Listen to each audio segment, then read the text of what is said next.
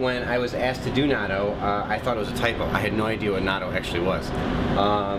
So I did some research, and then I got even more scared about what natto actually is. And what it is a fermented soybean with a bacterium, I believe, similar to that of miso, although I'm not 100% sure. The flavor for me is a little bit like a light, bitter coffee tea almost. It's got those kind of notes to it. And it has this amazing textural quality to it that is very not American whatsoever.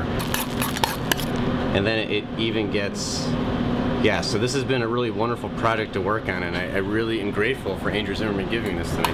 So I've got horchata rice here, and what I did was I toasted almonds, I toasted rice, I have a little bit of cinnamon, true cinnamon, not the American cassie bark cinnamon, and then instead of just using regular rice, or we are using a medium grain rice, but instead of using it straight up, we're toasting it just to add it a little bit more of an interesting note to it.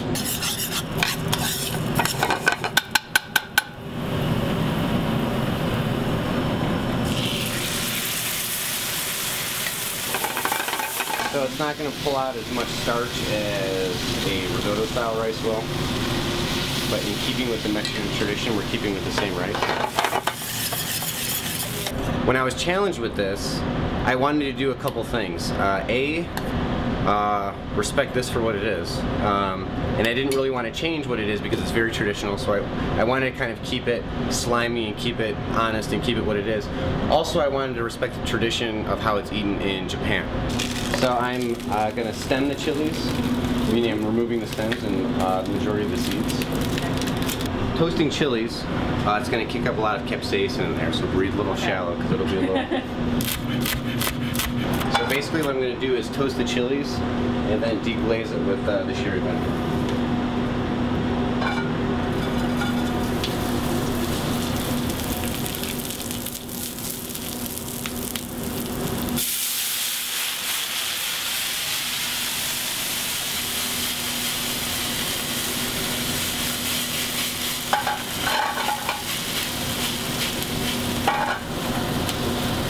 But you smell that kind of like raisiny quality to it. I think that'll pair, or get as close to soy as we get in the restaurant. Yeah. What I was trying to do with this challenge is to try to get as close to sort of what the qualities of the foods paired together delivered, and how can I replicate that within Mexico. Okay, we are now going to do some fried knob onions, and I think that it would be serving this to Americans, I think it would be nice to offer a crunchy, familiar element because there's so much slime going on with this. So I just tossed them with some flour, a little bit of salt, and then we're going to deep fry that.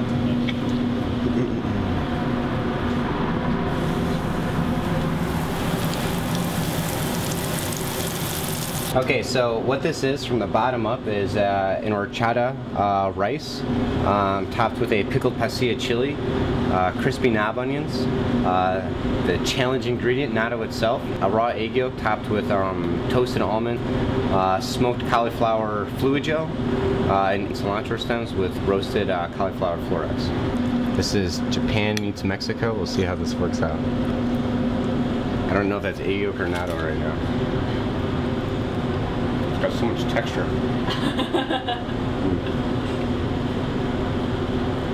Well, I'm really happy with that. I think that it delivers with all the stuff that I was hoping that it would come across. Natto is still definitely there. The texture is definitely still there. But I think it's also interesting and Mexican, and yeah, I'm really happy with this. You got a string. Yeah, this is what natto is. Once it's pureed, it begins to take on a slightly mucilaginous texture. Not quite like the natto is. The flavor is wahe. People love it or they hate it. So I'm really interested to see what Mike does with it.